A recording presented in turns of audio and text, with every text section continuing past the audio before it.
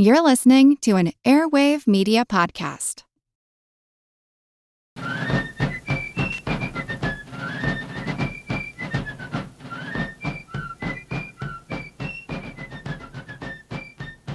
Hello, and thank you for joining the American Revolution. Today, episode 106, Arms Race on Lake Champlain. Today I'm going to step away from New York City again to take a look at events on Lake Champlain. At the same time that Howe brothers in New York were using their massive military to push Washington out of the city, Generals Carleton and Burgoyne were trying to push southward from Canada.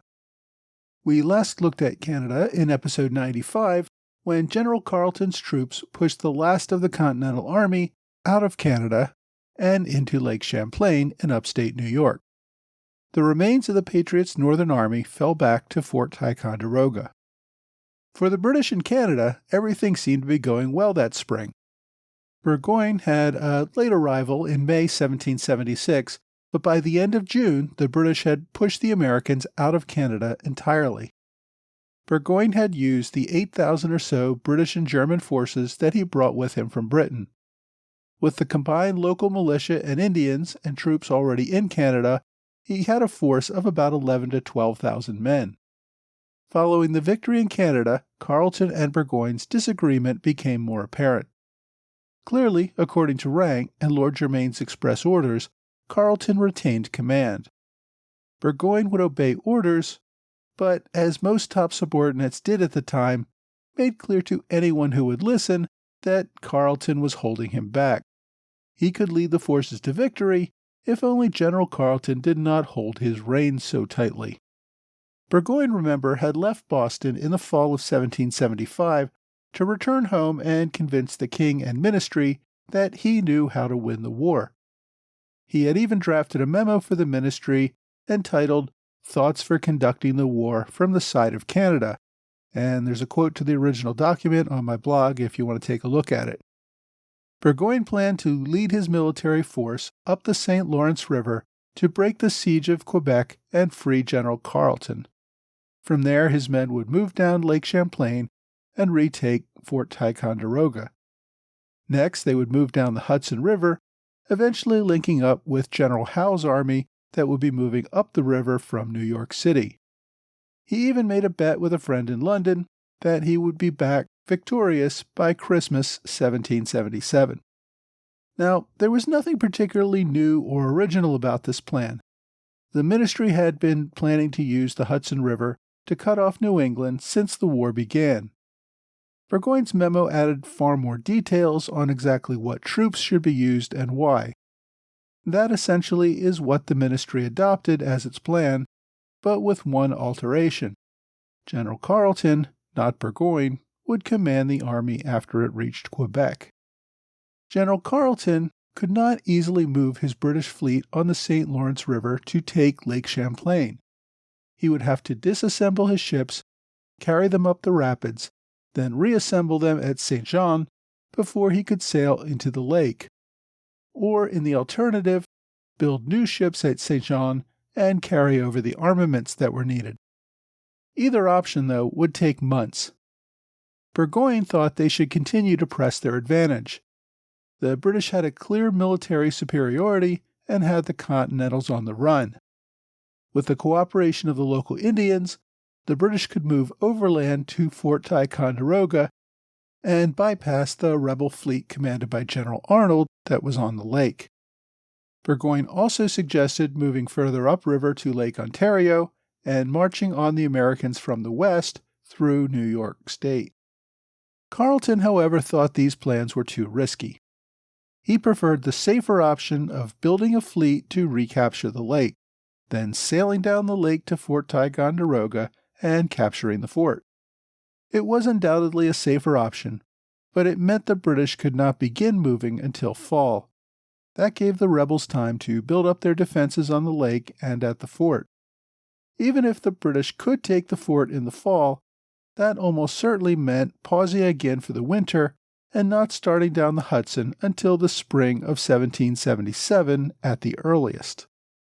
General Carleton also used General Howe's approach by trying to reconcile with the rebels after capturing Canada. He released most of his prisoners, including Daniel Morgan, the future general. He issued pardons liberally to Canadians and made every effort to make sure the locals were happy and could put all the recent unpleasantness behind them. Burgoyne quickly grew frustrated at waiting. In addition to a host of other reasons for wanting to see his work through to a quick ending, he had left his sick wife in London. He had hoped he could get back to care for her. Sadly, as he sat in Canada all summer waiting for things to happen, he learned that his wife had died in June. Another very strong argument against waiting was smallpox. The disease had ravaged both armies during the war and had been particularly destructive in Canada. Now, I know I've talked about the ravages of disease before, but it's hard to underestimate its importance. More than 90% of the military deaths during the Revolution came from disease. Smallpox, typhus, typhoid fever, malaria, and dysentery killed thousands in Canada alone. Having soldiers sitting around all summer would likely kill more of them than sending them into battle. Unlike the Continentals, who could always find more and more men to replace the fallen, the British had to spend far more time and expense to import fresh troops from across the ocean. Burgoyne occupied his time by keeping up a correspondence with Secretary of State Lord Germain in London. Germain already had a bad opinion of Carleton, so he readily listened and supported Burgoyne's frustration over Carleton's lack of action. When the king proposed awarding Carleton the Order of the Bath, Germain tried, unsuccessfully, to prevent it. Although Carleton had other friends in high places which protected him, Germain would look for any reason to recall Carleton and promote Burgoyne. During that summer, Lord Germain issued orders to give Burgoyne an independent command of an army in New York, while he left Carleton to remain in command in Canada. But those orders, mostly due to logistical problems, did not reach Canada until 1777. So for the remainder of the year, Carleton ran the show, and Burgoyne sat around impatiently waiting for something to change. On the Patriot side, fear of an imminent British attack loomed over everything. Congress decided to change the leadership in hopes of finding someone who could whip the American army into shape and hold off any invasion into New York. Once the British had pushed the Patriots out of Canada following the Battle of Three Rivers, Congress shipped General Sullivan back to New York City in time to be captured at the Battle of Brooklyn. General Wooster returned to Connecticut and would resign his commission a few months later. In their place, Congress sent General Horatio Gates. Although Gates was one of the original generals that Congress appointed back in the summer of 1775, I haven't had much to say about him so far, as he hadn't really done much. Gates was British-born in 1727 to commoner parents. Despite his low birth, he somehow obtained a lieutenant's commission as a young man and served in Germany during the War of Austrian Succession. He must have served well, as he received a wartime promotion to captain, despite the fact that there was no way he had the money to pay for such a commission. After the war, Gates sold his commission in the regular army and moved to New York. The sale of his commission gave him enough money to establish a new life for himself. When General Braddock came to America in 1755 to fight the French and Indian War, Gates joined the expedition to Fort Pitt, along with all the other kids who would grow up to be famous: Thomas Gage, Charles Lee, Daniel Morgan, Daniel Boone, and George Washington. Gates was wounded at the Battle of the Monongahela, but recovered and returned to service. He continued to serve as a regular officer in the 7 Years' War, fighting in both North America and the West Indies. By the end of the war, Gates had risen to the rank of major. In 1769, he sold his major's commission and purchased a small plantation in Virginia. There he renewed his friendship with fellow plantation owner George Washington. In 1775, when Congress appointed Washington as commander-in-chief, he requested that Gates also be named a general in the new Continental Army. Gates became the Army's first adjutant general. While Gates did well at his job, it was mostly paperwork, not the sort of thing that gets you much glory. As an experienced field officer, Gates pushed for an independent command. In May 1776, after Washington had moved the bulk of the Continental Army from Boston to New York, Congress promoted Gates to Major General, and in June it assigned him the independent command of the Northern Army. Unfortunately for Gates, his independent command was not quite as independent as he had hoped. General Schuyler, his senior, remained in overall command of the region.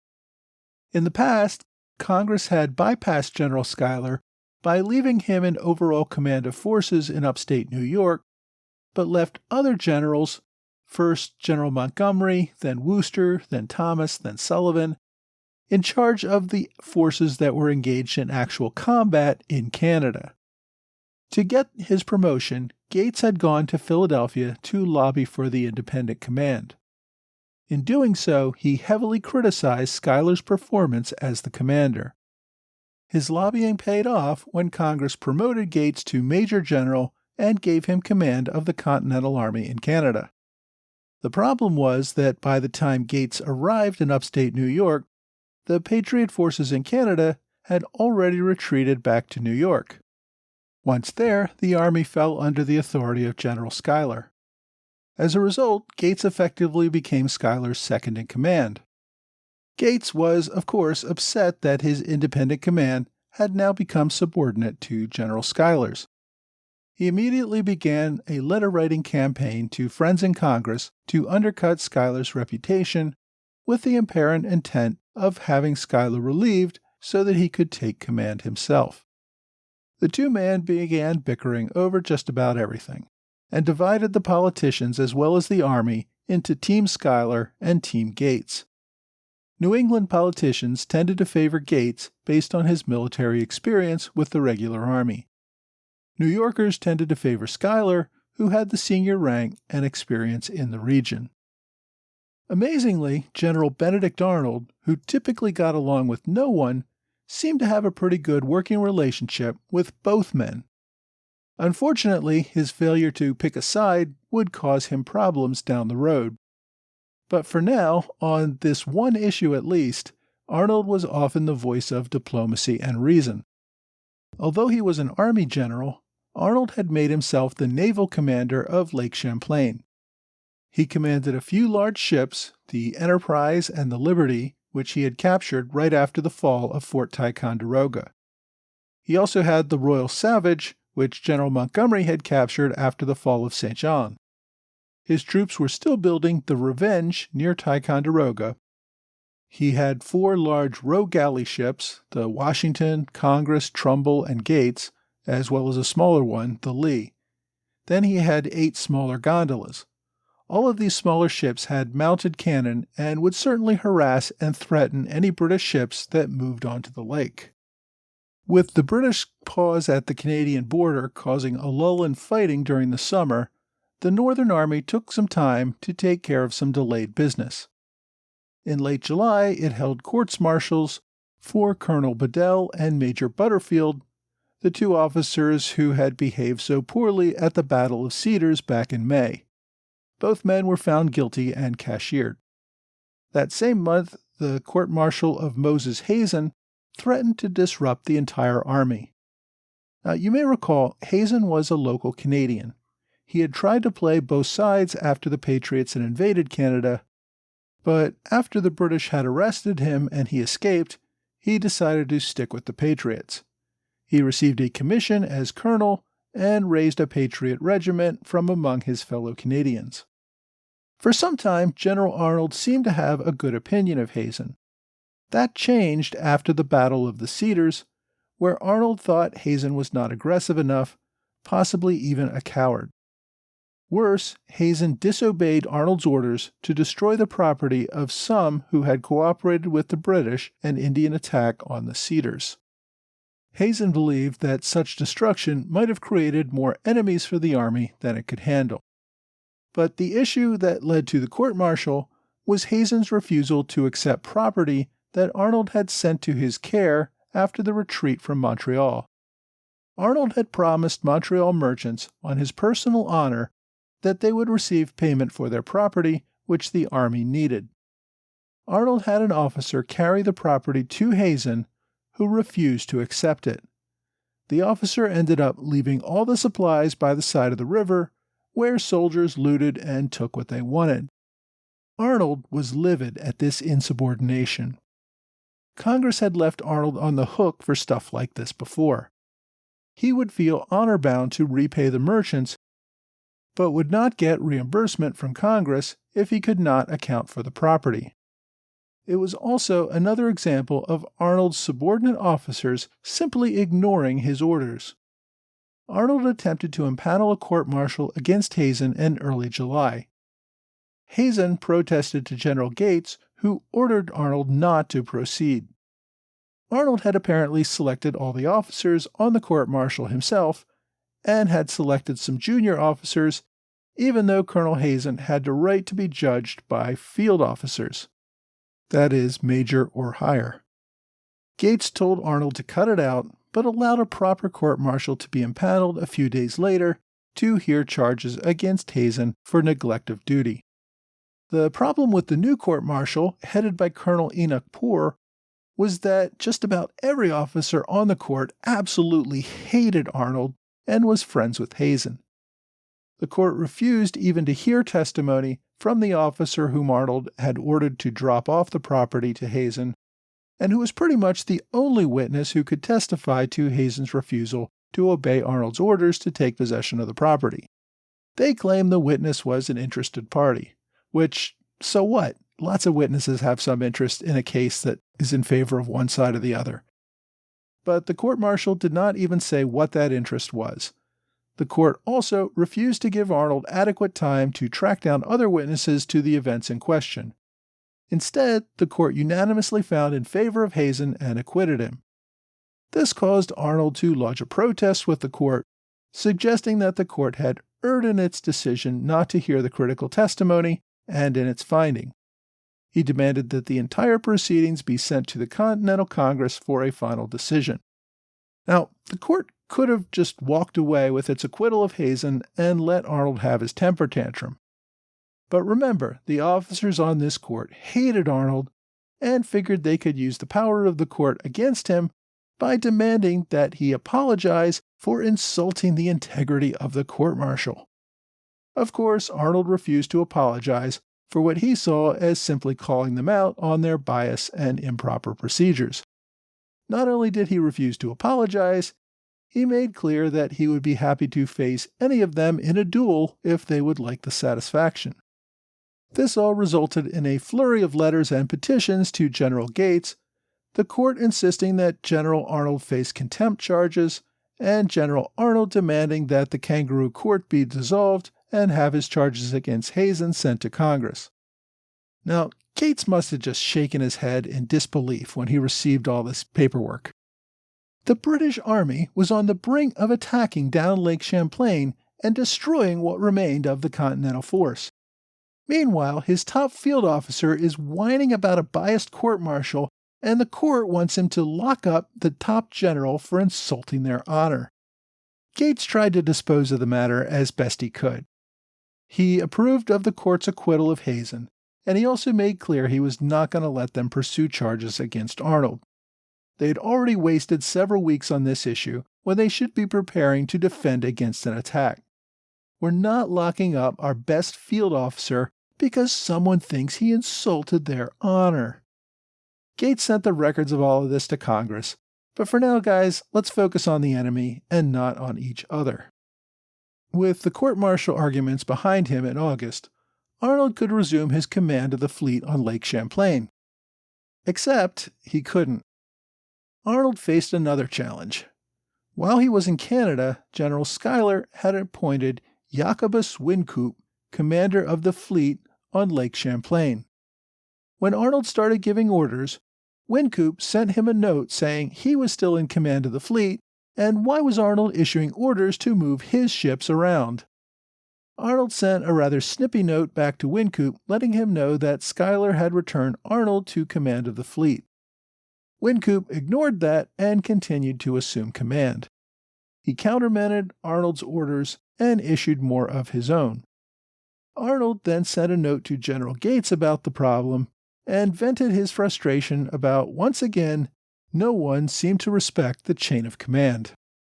Gates used this as an opportunity to bash Schuyler by ordering Schuyler's appointed commander, Wynkoop, to be arrested and imprisoned for his refusal to cede command to Arnold. Once Arnold sent off Wynkoop in chains, he softened his view and did not seek to go through with a court-martial. Instead, he recommended that Wynkoop be allowed to leave the theater and plead his case to Congress in Philadelphia. I suspect this softening was to prevent a pissing contest between Schuyler and Gates from blowing up everything. In any event, once again, General Arnold now had undisputed command of the fleet on Lake Champlain. Arnold would have nearly another 2 months before General Carleton was ready to unleash the British fleet on Lake Champlain. So we'll get to that fight a few weeks from now. Next week, we're going to return to New York, where General Howe is finally ready to end his pause and will begin his assault on Manhattan Island.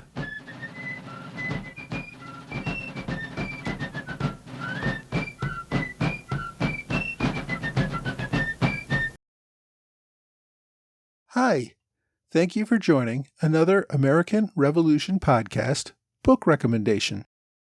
I want to thank our Robert Morris Circle supporter on Patreon, Mark Vanderberg, who runs Colonial Theater on the Air.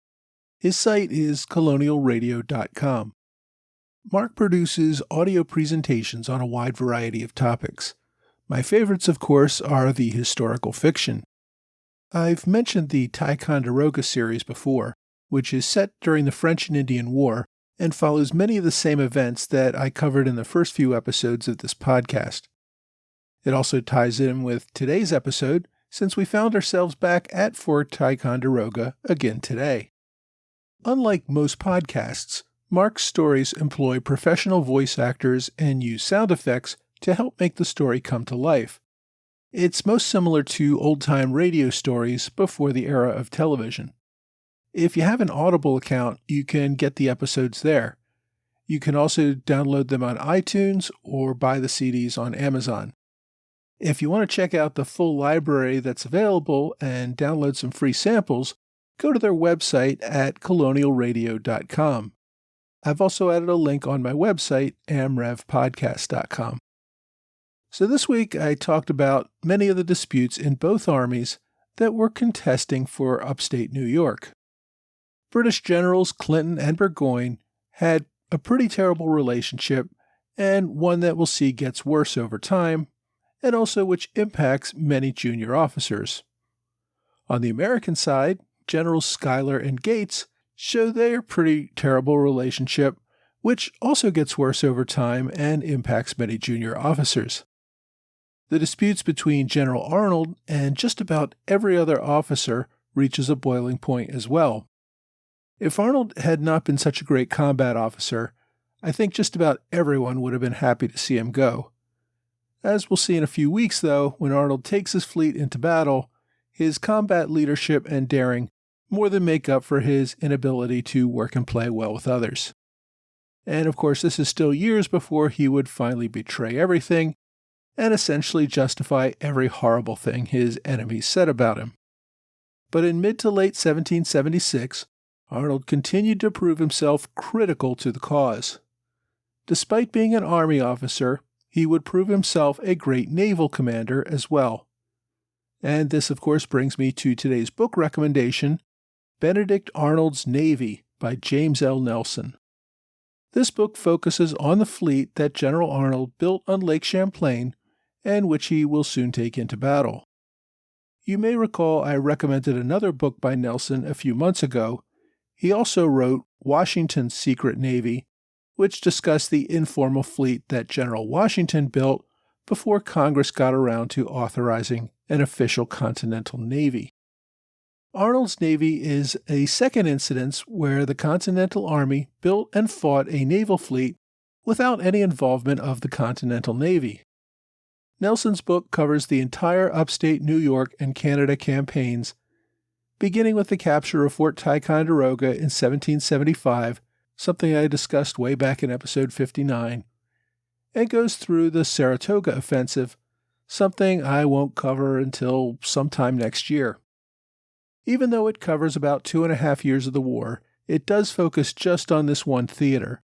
The fight of the Northern Army was critical to the overall war, but tends to get less notice by historians. This book tells that story well and as its main focus.